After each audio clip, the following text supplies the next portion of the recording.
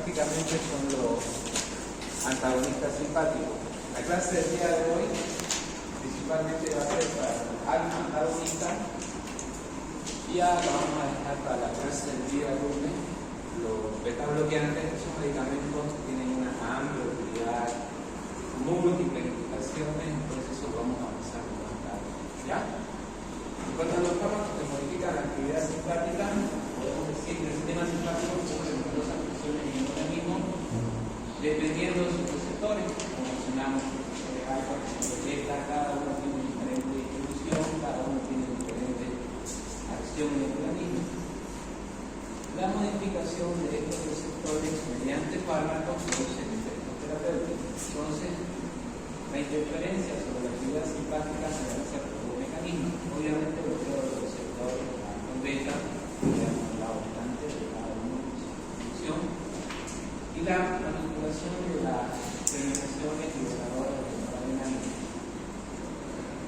Entrando ya en materia, los antagonistas de los alfa-adrenérgicos son sustancias de gran heterogeneidad estructural.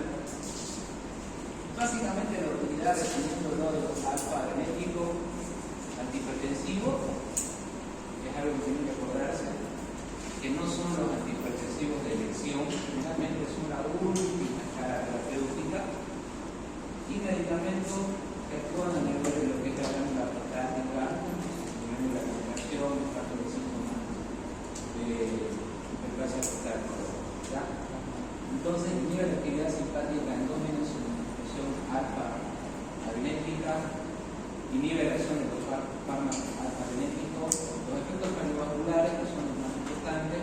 Como sabemos, la activación de los receptores alfa-adrenérgicos mantiene el tono vascular, o sea, los receptores alfa aumentan la resistencia periférica, lo cual nos va a mantener una presión arterial constante.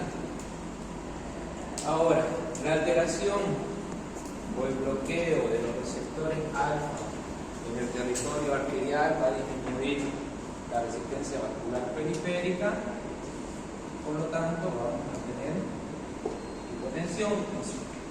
El bloqueo en el territorio venoso nos va a disminuir la precarga y por lo tanto va a disminuir el gasto cardíaco y por lo tanto vamos a tener disminución de la presión arterial. Si ustedes se acuerdan del gasto cardíaco, ¿cuál era la fórmula?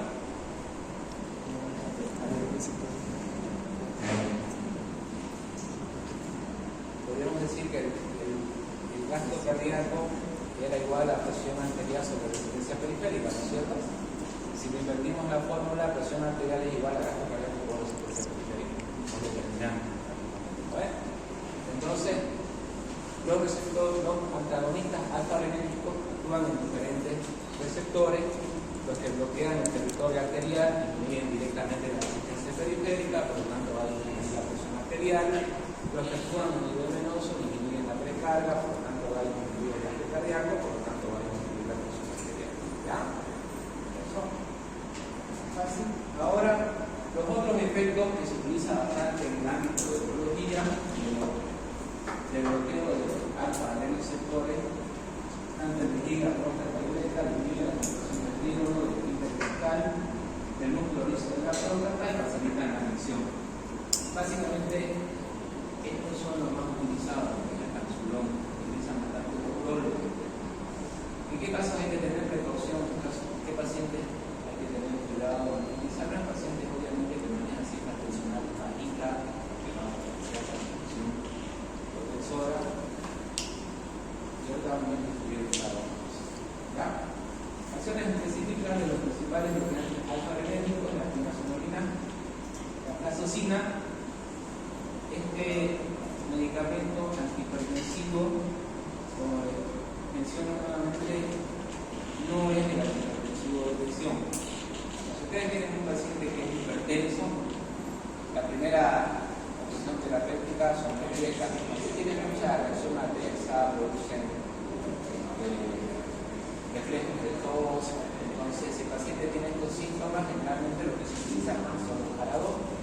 Generalmente los pacientes diabéticos, los pacientes hipertensos son también diabéticos.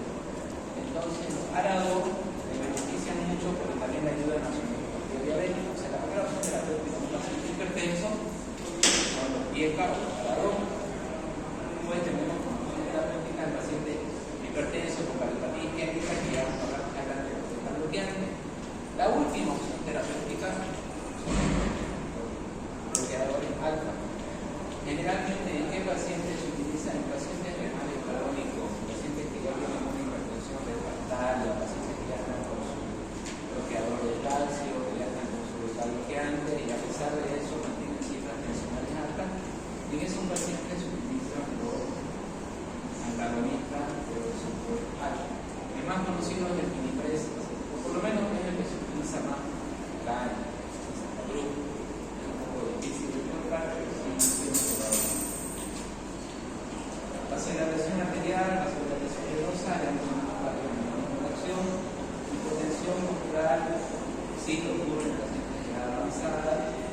La dosis, la literatura menciona 1 miligramo cada 8 horas, pero la dosis habitualmente se usa es 0.5. O sea, se utiliza una dosis muy bajita, se va adecuando según la temporada del paciente, porque sí tiene una gran acción hipertensora. La araxosina y la terazosina no la he utilizado. Sí, la literatura menciona que son análogos de la araxosina, que la ventaja que tienen es la relación del efecto prolongado.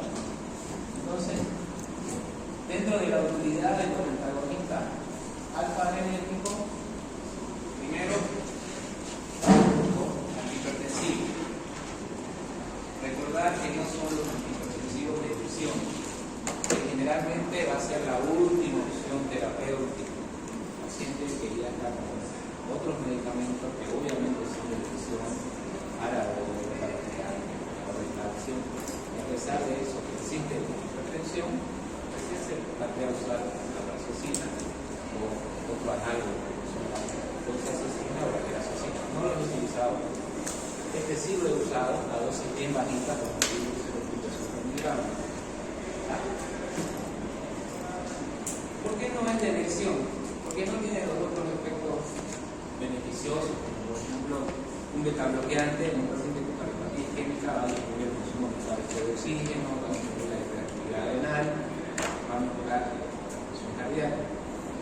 Un diabético hipertenso por un grado va a mejorar su nefropatía diabética, eso solo le va a controlar la presión arterial. Por eso que no es la primera opción. Y aparte que su efecto antihipertensivo es bien marcado. Entonces, primera utilidad, la azosina es un análogo antihipertensivo, no es de eso. Segundo, las quinazopinas. Más utilizado la transulosina. Después tenemos la silosina, la azosina. Utilidad, bloqueador alfa en un sector, tiene una selectividad por el tracto renal inferior y toda la conducción hepática, toda la conducción del río, toda la letra. Por lo tanto, van a mejorar los síntomas de la hiperplasia hepática. Este medicamento lo usan los propios. Su vida media menciona que tiene una de 13 horas, en esta se cada 12 a 24 horas. Pero generalmente, cuando ya los pacientes que están usando tansulosina, como los pacientes son graves, lo primero que hago es continuar. Cuando hablamos de pacientes que hay hipertenso, con taquicardia, asociados, lo que hacemos es que continuamos con medicamentos. Ahora, otros medicamentos con acción bloqueante alfa, pero no es su única acción, porque los derivados exóticos, la ketamina, la diphenhidramina, que se utilizan para el tratamiento de la migraña, si bien es cierto que tienen una acción agonista parcial, también actúan algunos tipos de receptores 5 y receptores de serotonina. En sí, pueden comportarse como un bloqueador alfa, situaciones de pero hablar de la fisiopatología de la migraña es incompleto.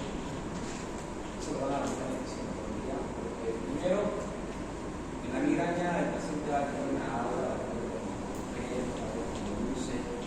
y en esa etapa lo que ocurre es una vasoconstricción del territorio del isquémico. Entonces, ¿por qué isquemia va a tener esos síntomas? Que son los síntomas de los de aviso del centro de atención primaria. Una vez pasa esta etapa, el paciente por la isquemia, por respuesta fisiológica, entra en el periodo de vasodilatación, liberación de medicamentos de inflamación, y en esta etapa es donde ya empieza la migraña central, el dolor intenso, el facial, obra, todas las características. Parte del tratamiento de la migraña apadura es el derivado psicótico, tanto la metanfetamina como la diphenhidramina. Lo que se plantea, porque si la psicología todavía tiene clara, abiertamente, posible causa, es que en primera instancia lo que ocasiona es los antagonistas alfa-adrenérgicos inhiben esa vasodilatación y por lo tanto el paciente va a tener un inhibido de síntomas. Se puede usar, o se ha visto que la respuesta terapéutica es más adecuada antes del inicio del dolor, o sea, en la etapa con el paciente lucecita, una vez instalado el dolor, ya la acción terapéutica se ha visto que no es en primera elección, obviamente primero están los AINE y después están los medicamentos que son derivados. Ahora, ¿cuál es la utilidad de estos medicamentos? Los derivados narcóticos son medicamentos que seguramente ustedes lo han utilizado. Ahora, la aplicación terapéutica de los antagonistas alfa-adrenérgicos como tal en hipertensión arterial, nuevamente les repito, la racocina, lo que tiene como desventaja y hay que tener precaución es que causa una expansión del volumen intracelular. El paciente tiene edema. Entonces lo que se hace generalmente es asociado con el diurético. Dentro del tratamiento de hipertensión de ácido, dependiendo de las características del paciente, eso va a avanzar en un tema que es evidente porque las eficacias. En la hiperplasia prostática benigna ya hablamos que se utiliza la naproxena, que tiene alta selectividad por la característica posterior, puede asociarse a gliceride, que es un inhibidor de la progesterona reductasa, tema de prólogo. Y otra utilidad que tiene es el clorpromazol, ya también mencionando. Toda la literatura lo menciona, porque ustedes llegan a tener un paciente con un clorpromazol, yo 10 años que veo pacientes no digo uno. No es muy frecuente, sí, lo digo, lo menciona.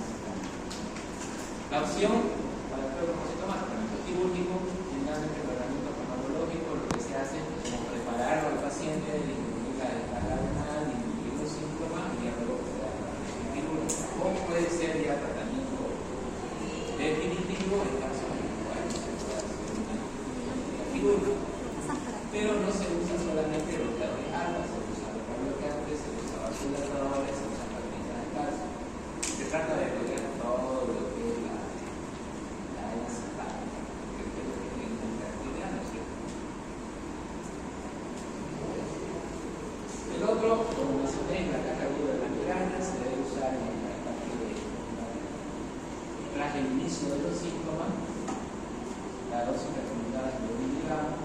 Si no hay alivio de los síntomas, se debe respirar los 25 minutos, no sobrepasar los 100 miligramos día y no administrar más de 5 días. Básicamente, alfa agonista es un antibiótico. No hay antibióticos no utilizados para el progresivo y antagonista de los receptores alfa de la antibiótico. Lo que sí vamos a hablar bastante, muchas clasificaciones, muchos medicamentos. Este es un resumen de lo que ya estoy hablando. Pero los antagonistas por beta bloqueantes, estos sí son medicamentos que vamos a hablar bastante. Son medicamentos que tienen gran utilidad como antihipertensivos, como antihipertóxica, como medicamentos para el tratamiento de la angina, como medicamentos para el tratamiento de la insuficiencia cardíaca, como medicamentos para el tratamiento de la distancia, múltiples utilidades, como tratamiento de las emergencias hipertensivas asociadas a hipertensión mecaniana. Entonces,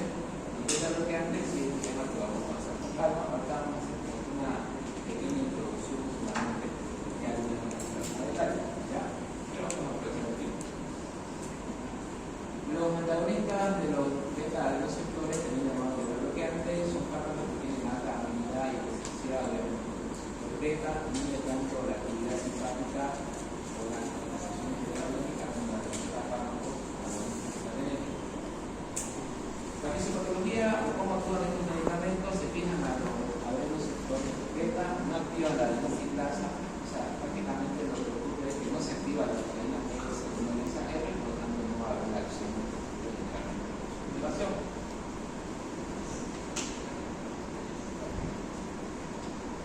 Conceptos y mecanismos de acción. Desde acá ya empieza un poquito de la parte más interesante del tema. La literatura menciona que algunos fármacos bloquean tanto receptores beta 1 como beta 2. Esto quiere decir que son no selectivos, ¿cierto?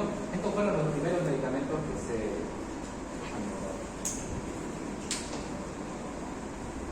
los primeros beta bloqueantes. Los más conocidos, vamos a decir, es el propranolol, que en la actualidad solamente tiene uso en el caso de varices esofágicas o en algunos pacientes con geotrombocytomática. Ejemplo, propranolol y molol. Ahora los antagonistas que actúan sobre receptores beta 1, que son los cardioselectivos. Estos medicamentos, estos fármacos van a tener acción. ¿Se acuerdan? ¿Qué hacían los receptores beta 1?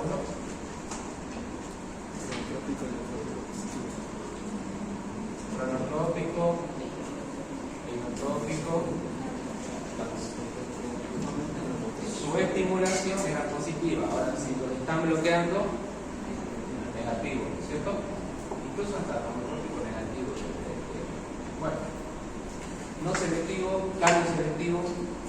La desventaja, al no ser selectivo, pueden producir broncoconstricción en pacientes con hiperactividad bronquial, como los pacientes poco asmáticos, puede generar episodios de broncoespasmo. La ventaja se podría decir que son hipofílicos y pueden atravesar múltiples tejidos, como la barrera hematocefálica. Este es un pequeño resumen, ya vamos a entrar más a detalle. Los cardioselectivos, que tienen acción cronotrópica y inotrópica negativa, la principal ventaja que tienen es que no actúan sobre los receptores agonistas beta 2, por lo tanto se puede usar en pacientes EPOC, en pacientes asmáticos. Son medicamentos de gran utilidad en pacientes, por ejemplo, que tengan una cardiopatía isquémica. Se puede usar el bisoprolol, que es cardioselectivo, se inicia dosis bajita. Ahora tenemos, estos también se los llama de primera generación, estos se los llama de segunda generación, tenemos los de tercera generación. En estos medicamentos con actividad simpático-mimética intrínseca, aparte de ser antagonistas alfa, antagonistas beta, tienen una particularidad que actúan como agonistas de los receptores beta 2. Si ustedes recuerdan los receptores beta 2 que producían a nivel de vascular, vasodilatación, entonces tienen un doble efecto. Al bloquear los receptores alfa, disminuyen la resistencia periférica bajo la presión arterial, pero al tener actividad simpático-mimética intrínseca, o sea que aumentan la acción de los beta 2, producen vasodilatación, entonces por otro mecanismo también bajan la presión arterial. O sea, son sustancias mucho más mejoradas y bajan la presión arterial tanto por el bloqueo de los receptores alfa como el agonismo de los receptores beta 2. Bueno, seguimos.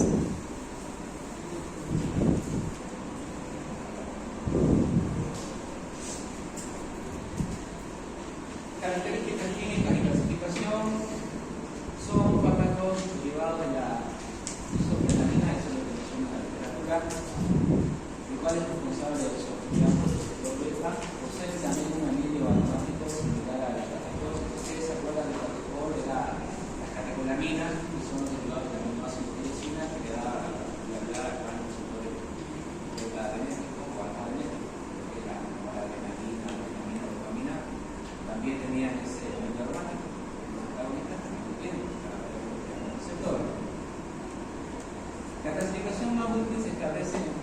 de los receptores sobre los cuales van a interactuar. Los bloqueadores no selectivos beta 1 y beta 2, que son los de primera generación, que son lipofílicos, no tienen actividad simpático-mimética intrínseca, por ejemplo, los granulomas. La explicación de estos medicamentos es un montón. Vamos a hablar a más detalle en la siguiente clase, pero ahorita por lo menos vamos a ir por la más facilitaria.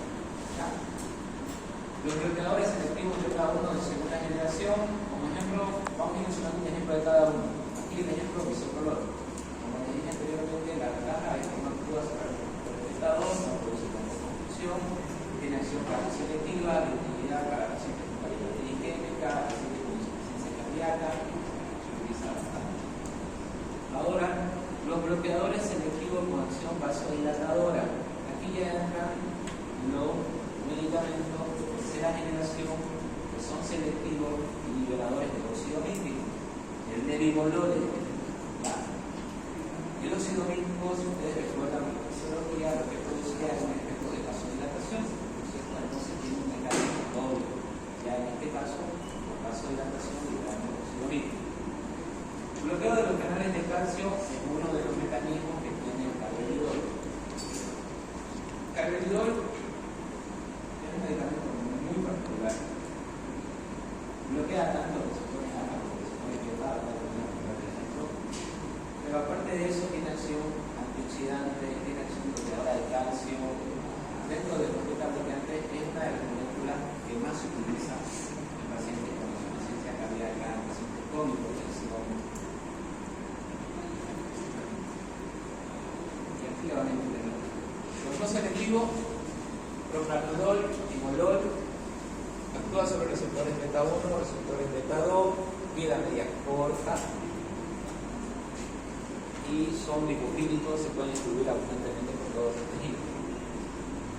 No selectivos. Los beta 1 selectivos, estos son los que van a tener efectos sobre todo cronotrópico y enotrópico negativo.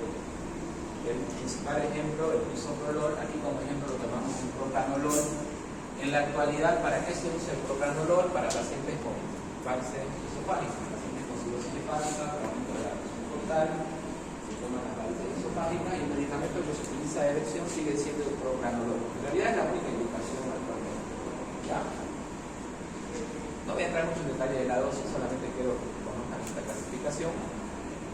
Los beta 1 selectivos de segunda generación, el más conocido es el bisoprolol.